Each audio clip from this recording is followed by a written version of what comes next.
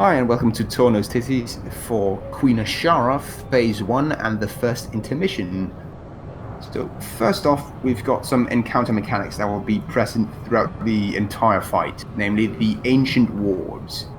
When you pull Azshara, you'll probably notice a new UI element pop up, and on this UI element there should be 3 golden symbols with a little golden circle around them. Now that circle basically shows you how much energy is left in each ward. If the energy runs out of a ward, the entire raid starts taking a lot of damage. And if all 3 drop to 0 energy, everyone instantly dies.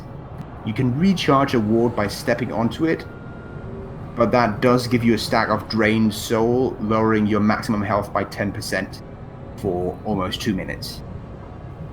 This is a part of the fight, so you can probably take like 5 or 6 stacks of drained soul, and you shouldn't get more than that.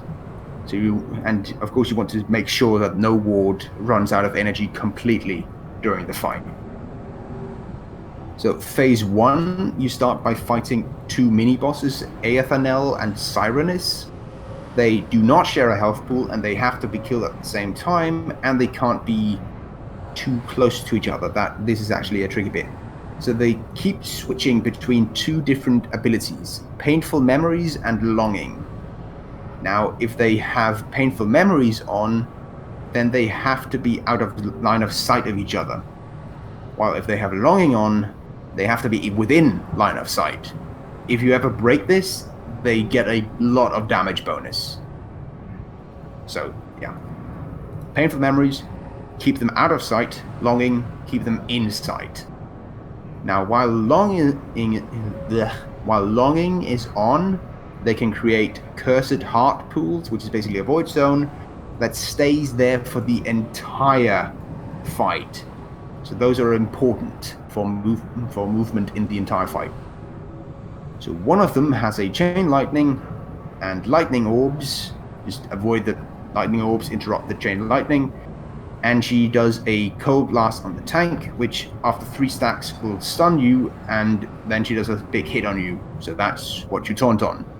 The other one has a melee hit that gives you a dot, but you don't get the dot if you dodge or parry or block the attack. So largely ignored by the tank.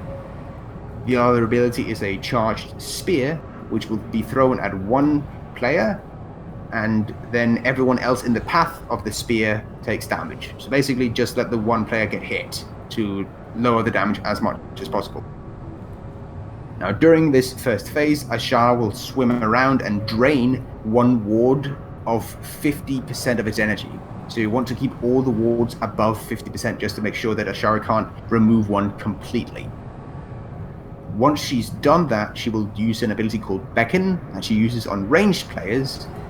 This means that any player targeted by this will start walking towards the center of the room for 8 seconds. If they reach the center of the room, they will be stunned until players destroy the bubble stunning them. So ranged players want to stand on the very edge of the encounter space so that those 8 seconds pass while you are just walking before you reach the center of the room. The final ability of phase 1 is Arcane Orbs. Several Arcane Orbs are summoned, and from the center of the room they start moving out towards the edge. When they reach the edge, everyone takes a lot of damage.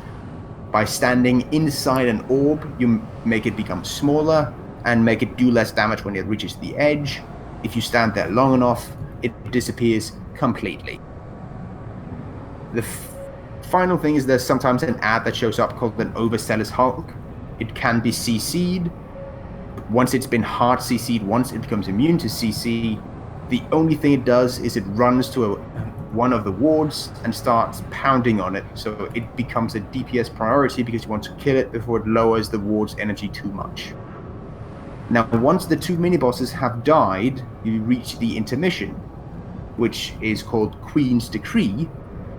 Azshara will summon a lot of Arcane Orbs, and everyone gets one decree on them, sort of like the ones in the Queen's Court fight, but these decrees are different.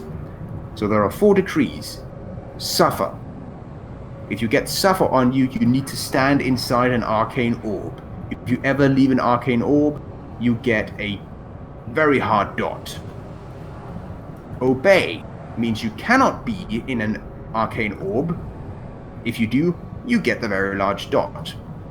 Stand together means you have to stand near other players. If you are ever alone, you take the hard dot. And finally, stand alone. If you're ever near other players, you get the large dot.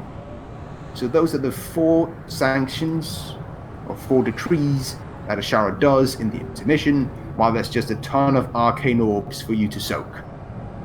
And that is phase 1 and the first intermission of Azshara. So if Sheep has any questions or corrections for that bit,